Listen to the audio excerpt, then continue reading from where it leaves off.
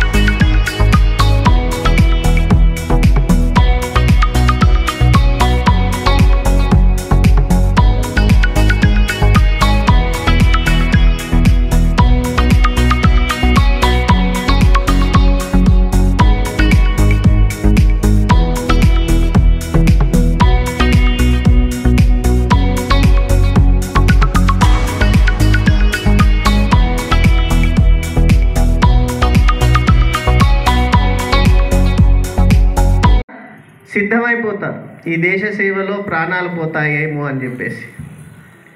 ఆ మధ్య వచ్చినటువంటి కార్గిల్ కథలు అనే పుస్తకంలో ఒక 2-3 కథలు కనిపించాయి నాకు.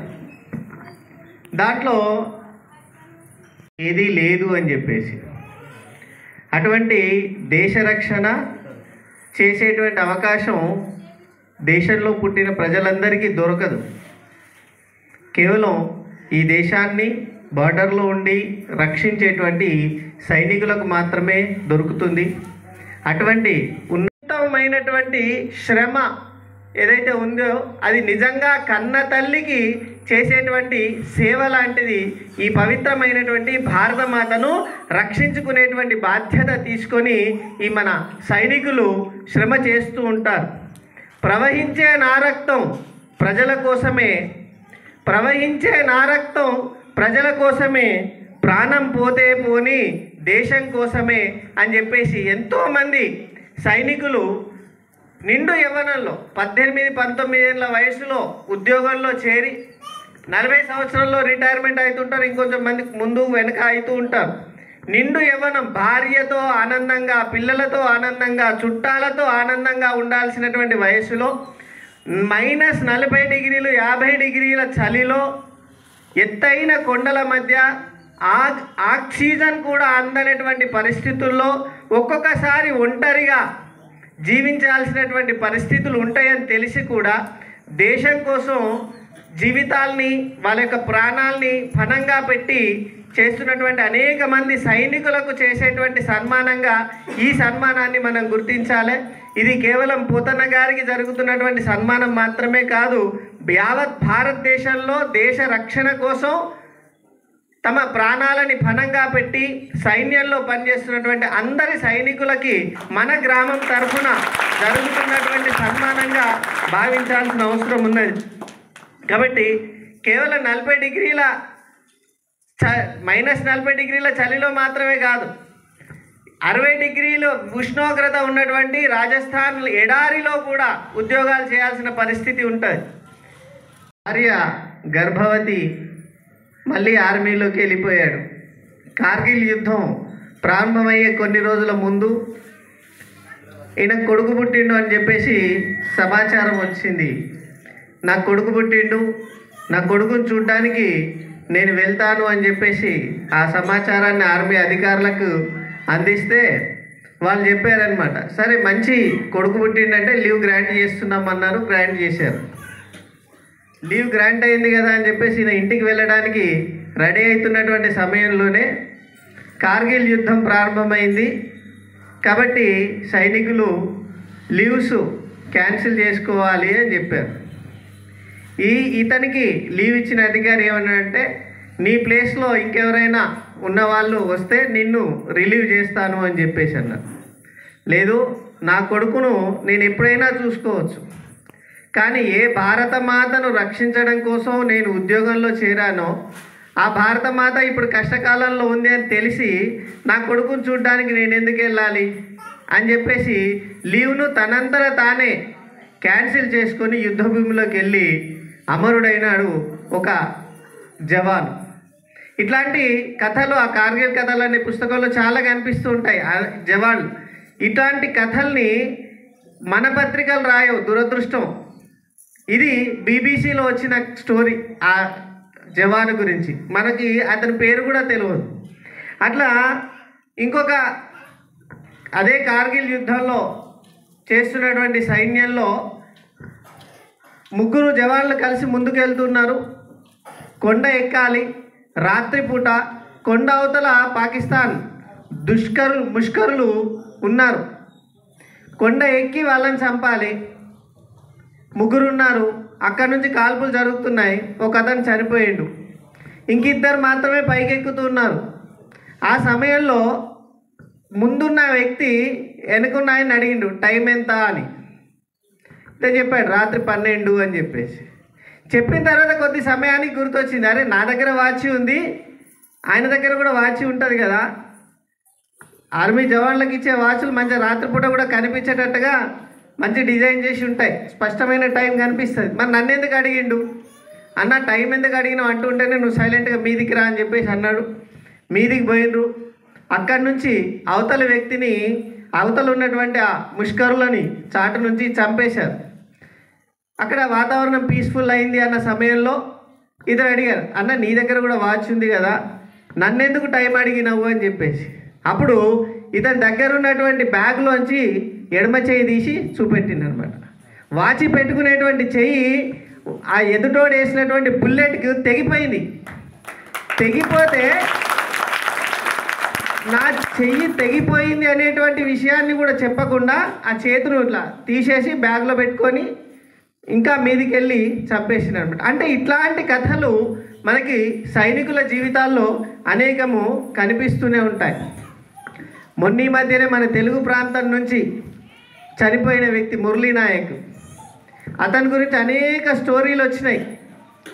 దాంట్లో ఆర్మీకి అగ్నివీర్ దాంట్లో జాయిన్ అయినటువంటి వ్యక్తి 18 ఏళ్ళ వయసులో జాయిన్ అయ్యేటప్పుడు చెప్పిండంట ఆయన మేనమామకి, అరే నువ్వు కావాలనుకుంటే ఇంకా చాలా అవకాశాలు ఉన్నాయి కదా, ఉద్యోగ అవకాశాలు, ఆర్మీలోకే ఎందుకు వెళ్ళాలనుకుంటున్నావు అని.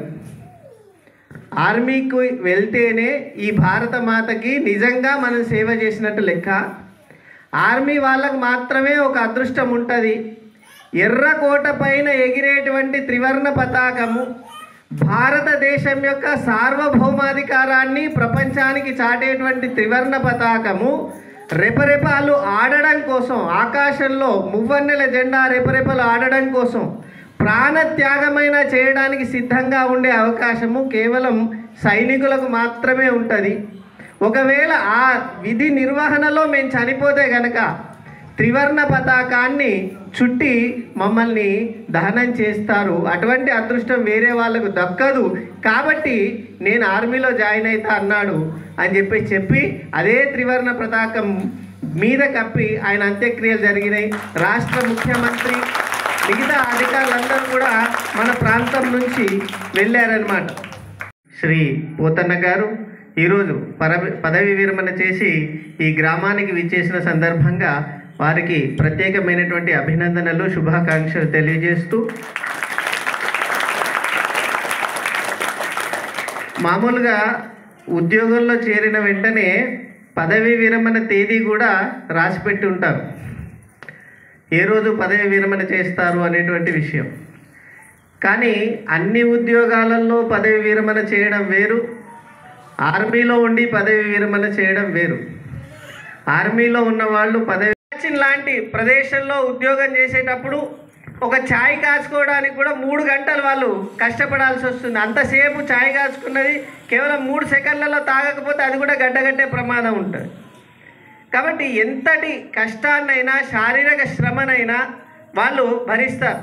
యుద్ధానికి వెళ్ళినప్పుడు ఈ మధ్య కాలంలోనే చూసాం, ఎప్పుడో 49లో పాకిస్తాన్తో యుద్ధం జరిగింది, 62లో చైనాతో యుద్ధం జరిగింది, ఇట్లా 99లో కార్గిల్తో యుద్ధం జరిగింది. ఇట్లాంటి అనేక సంఘటనలు మనం చూస్తూ ఉంటాం. యుద్ధాలు జరుగుతున్నప్పుడు పక్కనే మన సైనికులు చచ్చిపోతూ ఉంటారు. కుటుంబ సభ్యుల కంటే ప్రేమగా చూసుకునేటువంటి మిత్రుడు చనిపోతూ ఉంటారు. మన అరుణాచల్ ప్రదేశ్లో ఆశీష్ అనేటువంటి ఒక సైనికుడు చనిపోయాడు. అలా అక్క పెళ్ళి 3 నెలల్లో ఉంది, చెల్లె పెళ్ళి 3 నెలల్లో ఉంది, అతను చనిపోయాడు. అతని రెజిమెంట్లో ఉన్నటువంటి అతని బెటాలియన్లో ఉన్నటువంటి సైనికులు 5-6 వచ్చేసి అన్న ఉంటే ఎటువంటి కార్యక్రమాలు చేస్తారో అన్ని కార్యక్రమాలు ఆ సైనికులు చేశారు. అంటే సొంత కుటుంబ సభ్యుల్లాగా చూసుకునేటువంటి సైనికులు పక్కనే చనిపోతూ ఉన్నా కూడా అతని కోసం ఆగరు. యుద్ధంలో పక్కనే చనిపోతున్నా కూడా మానసికంగా ఎంత ఆవేదన ఉన్నప్పటికీ, శారీరకంగా ఎంత కృంగదీసినప్పటికీ ఆగకుండా దేశం కోసం, దేశంలో ఉన్న మన కోసం వాళ్ళు అంటున్నటువంటి పనుల్లో దేశాన్ని, ధర్మాన్ని కాపాడుకోవాలి. కాబట్టి చాలామంది అంటుంటారు యుద్ధంలో మరణిస్తే వీరస్వర్గం వస్తుంది, యుద్ధంలో మరణిస్తే వీరస్వర్గం వస్తుంది. రామాయణంలో మనకి ఒక శ్లోకం ఉంటుంది. దాంట్లో ఏం చెప్తారంటే, యుద్ధంలో మరణించిన ప్రతి ఒక్కడికి స్వర్గం రాదు, వీరస్వర్గం రాదు, ధర్మ యుద్ధంలో మరణించిన వాళ్ళకే వీరస్వర్గం వస్తుంది అని. ఒక చిన్న ఎగ్జాంపుల్ చెప్తా. కార్గిల్ యుద్ధం జరిగింది. దాదాపు 10,000 మంది పాకిస్తాన్ సైనికులు భారతదేశం బార్డర్ లోపల చనిపోయారు. వీళ్ళను తీసుకెళ్ళమని చెప్పేసి మన వాళ్ళు సమాచారం ఇస్తే, సచినోడు మాకెందుకు, మేము తీసుకపోము అన్నారు. అప్పుడు ఉన్నటువంటి ప్రధానమంత్రి ఎవరు, అటల్ బిహారీ వాజ్పేయి గారికి సమాచారం వెళ్ళింది, చనిపోయిన ముస్లిం సైనికులు చనిపోయారు, వాళ్ళు ఏం చేయాలి, వాళ్ళు తీసుకుపోవట్లేదు అని చెప్పేసి అంటే, చనిపోయిన వాళ్ళు ఏ మతస్థులన్నా కానీ, ఏ దేశం కోసం పోరాటం చేసినా కానీ, వాళ్ళ రాజకీయ నాయకులు మిగతా వాళ్ళ స్వార్థం కోసం మన దేశం మీదకి దండెత్తి వచ్చిండ్రు. వీళ్ళు మాత్రం వాళ్ళకు కూడా దేశభక్తి ఉంది కదా, వాళ్ళ దేశం పైన భక్తి ఉంది కాబట్టి వాళ్ళకు తగిన విధంగా వాళ్ళ సంప్రదాయాల ప్రకారము అంత్యక్రియలు చేయండి అని చెప్పేసి మనకి ఇచ్చినట్టు. అంటే మరణాంతాని వైరాని, మనకి ఏదైనా వైరం ఉంటే, శత్రుత్వం ఉంటే అది చనిపోవడంతోనే వెళ్ళిపోవాలి. ఎంత శత్రువు అయినా సరే వాడు చనిపోయిండు అంటే వాడి మీద ఉన్నటువంటి శత్రుత్వం తీసేసి ఆ వాడి ఆత్మ పరమాత్మలో చేరుకోవాలి, సద్గతులు కలగాలని కోరుకోవాలని చెప్తుంది మన పవిత్రమైన హిందూ ధర్మము. మనకి రాముడు ఆదర్శము. రావణాసురుడు చనిపోయిన తర్వాత రావణాసురుడి కొడుకు ఎవడు లేడు, అందరు చనిపోవాలి. మనం లైవ్గా చూసాం. మొన్న జరిగినటువంటి సర్జికల్ స్ట్రైక్లో ప్రాణాలతో పాకిస్తాన్లో చిక్కిండు అభినందన్ వర్ధమాన్ అని చెప్పేసి. చాలా రకాలుగా ఆయనని హింసించే ప్రయత్నం చేశారు, హింసించారు. ఈ దేశ రహస్యాలు చెప్పాలని చెప్పేసి. మీరు నన్ను చంపినా కూడా నేను చెప్పను అని చెప్పేసి వచ్చారు. ఇక్కడ ఉన్నటువంటి బలమైన ప్రభుత్వం కారణంగా పాకిస్తాన్ ఆయనను ప్రాణాలతో పక్కన మళ్ళీ భారతదేశానికి తిరిగి పంపించింది. కానీ మనం ఎంత అయోమయ స్థితిలో, ఎంత ప్రమాదకరమైన స్థితిలో, ఎంత అపాయకరమైనటువంటి స్థితిలో ఉన్నప్పటికీ ఈ దేశాన్ని రక్షించాలి అనేటువంటి భావన, నా ప్రాణం పోయినా పర్వాలేదు అనేటువంటి భావన కేవలం సైనికులలో మాత్రమే ఉంటుంది. కాబట్టి ఈ భారత మాత యొక్క బంగారు బిడ్డలుగా ఉన్నటువంటి సైనికులందరికీ జరుగుతున్నటువంటి సన్మానంగా మనం ఈరోజు ఈ కార్యక్రమాన్ని చేసుకోవడం జరుగుతుంది. మనం అనుకుంటాం దేశభక్తి అంటే కేవలం దేశాన్ని రక్షించడం మాత్రమే. నిజమే, కానీ అందరికీ అవకాశం లేదు కదా. మీ గ్రామంలో 22 మంది సైన్యంలో చేరితే వీరు రెండోవారు, నాకు ఇందాక ఇచ్చినటువంటి సమాచారం ప్రకారం, నేను అనుకున్న దాని ప్రకారం రెండోవారు. ఇంకో 20 మంది సైన్యంలో పనిచేస్తున్నారు. కానీ ఈ ఊరిలో 5-6 వేల మంది ఉన్నారు కదా. అందరూ దేశభక్తులు కాలేరా? ఈ దేశంలో మొత్తం 11 లక్షల మంది సైన్యంలో పనిచేస్తున్నారు. మిగతా 100 కోట్ల మంది పరిస్థితి ఏంది? వాళ్ళు దేశభక్తులు కాలేరా? అంటే దేశం సరిహద్దుల లోపల దేశాన్ని రక్షించేటువంటి బాధ్యత తీసుకున్న వాళ్ళందరూ కూడా మనకి గౌరవనీయులు, పూజ్యులు. కానీ దేశ రక్షణ బాధ్యత మొత్తం వాళ్ళ మీదనే పెట్టి మనం రెస్ట్ తీసుకోవాల్సిన అవసరం లేదు. దేశభక్తులు అంటే వాళ్ళే అని చెప్పేసి ఒక మెడలో దండ వేసేసి మీరే దేశభక్తులు, మాకేం బాధ్యత లేదు అని ఊరుకోవద్దు. మనం చేస్తున్నటువంటి పనుల్లో ఈ దేశానికి సంబంధించినటువంటి బాధ్యతను మనం తీసుకోవాలి. మహాత్మా గాంధీ దేశభక్తి అంటే ఒక నిర్వచనం ఇచ్చారు. ఏ పనిని చేసినా ఇది ఈ దేశం కోసం ఉపయోగపడుతుందా అని ఆలోచించేటప్పుడు ఎవరి పనిని వాళ్ళు నిస్వార్థంగా దేశభక్తితో చేస్తే, దేశం ప్రయోజనాలను దృష్టిలో పెట్టుకొని చేస్తే అది దేశభక్తి అవుతుంది అని చెప్పేసి మహాత్మా గాంధీ అన్నారు. కాబట్టి మనం చేసేటువంటి పనుల్లో ఈ దేశం ఎట్లా ఉంది, ఈ దేశం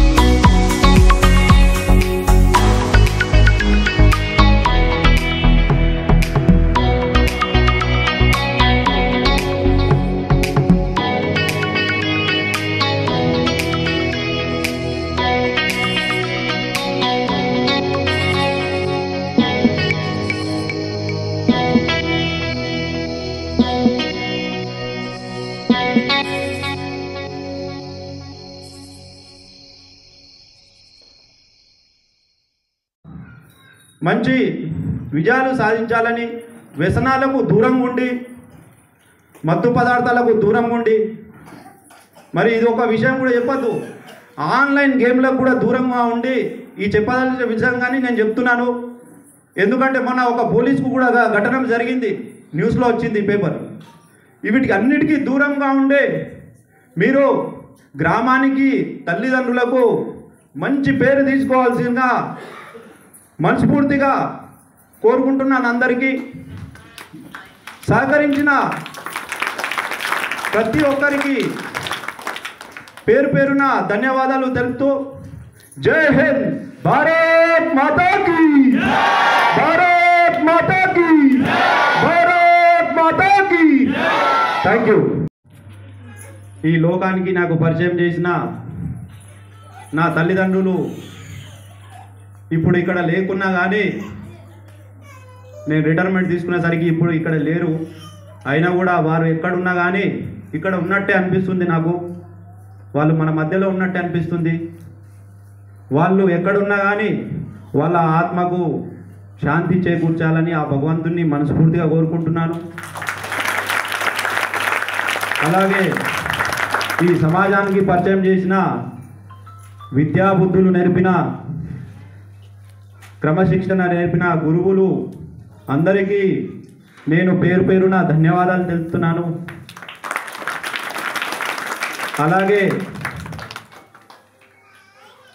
మూడో పాయింట్, ముఖ్యంగా నా కుటుంబ సభ్యులు, నా భార్య పిల్లలు, నేను జాబ్ చేసేటప్పుడు ప్రత్యేకంగా వాళ్ళు సహకరించారు. ఎలాంటి నాకు బాధ కలగకుండా చూసుకున్నారు. మళ్ళీ అలాగే రెంజల్ యువత ఏదైనా పిలిచినా కానీ, ఫోన్ చేసినా కానీ, అన్న మేమున్నామంటూ ముందుకొచ్చి ప్రతి ఒక్కటి ఏది లోటు లేకుండా నాకు సహకరించిన ప్రతి ఒక్కరికి పేరు పేరున ధన్యవాదాలు తెలుపుతున్నాను.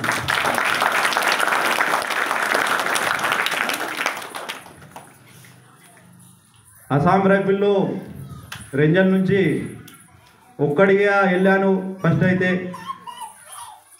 ఇప్పుడు దాదాపుగా నాతోటి అస్సాం రైఫిల్లో జవాన్లు ముగ్గురు నలుగురు ఐదుగురు ఉన్నారు. కాబట్టి వాళ్లకు ప్రత్యక్షంగానో పరోక్షంగానో సహకరించినాను. ఇప్పుడు రిటైర్మెంట్ తీసుకుంటున్నాను. అలాగే మన రెంజల్లో సైనికులు దాదాపుగా అగ్నివీరులు కలిసి 25 మంది జవాన్లు ఉన్నారు. వాళ్ళు ప్రతి ఒక్కరు సంఘం నుంచి వచ్చిన వాళ్ళే. సంఘ సహకారం ఉన్నది అందరికీ. సంఘకు ప్రతి ఒక్కరికి వాళ్ళకు సహకరించినందుకు ప్రతి ఒక్కరికి ధన్యవాదాలు తెలుపుతున్నాను.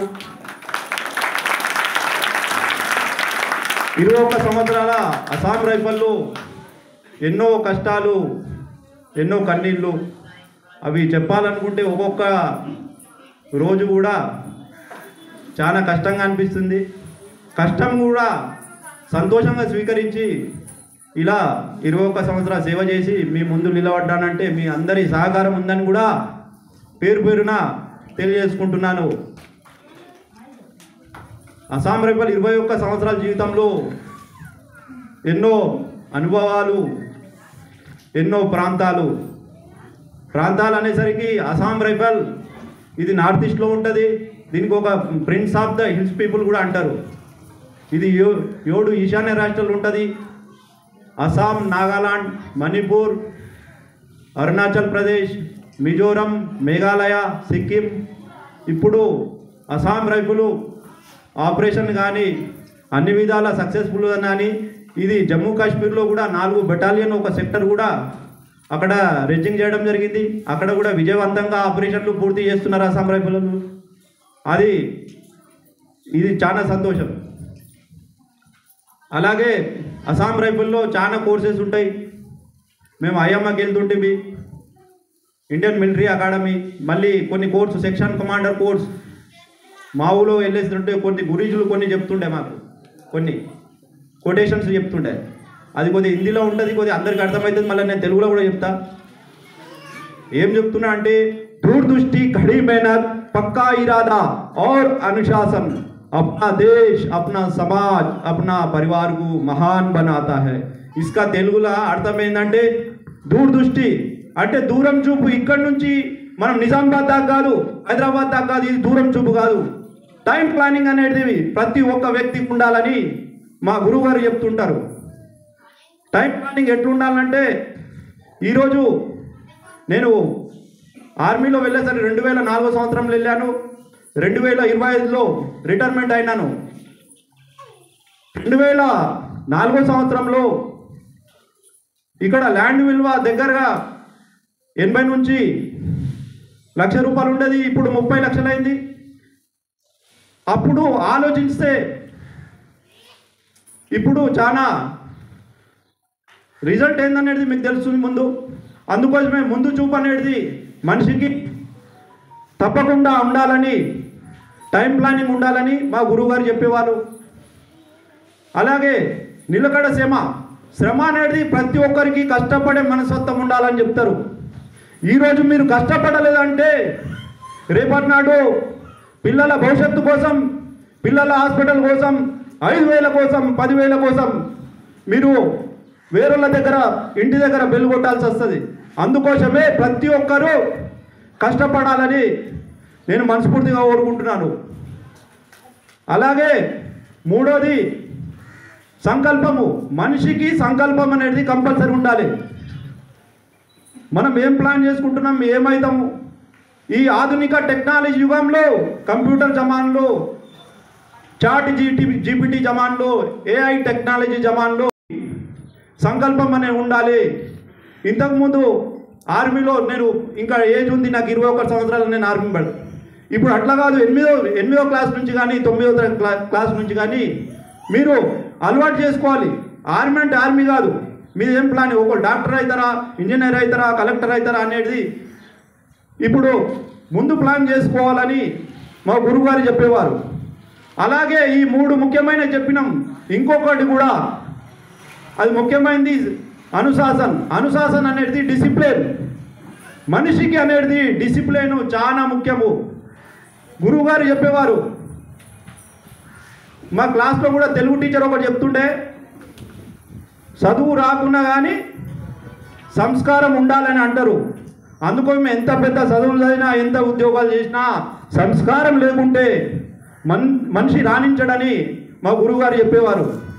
ఈ 4 వల్ల మన సమాజానికి, మన గ్రామానికి, మన దేశానికి మంచి పేరు వస్తుందని మా గురువుగారు చెప్పారు.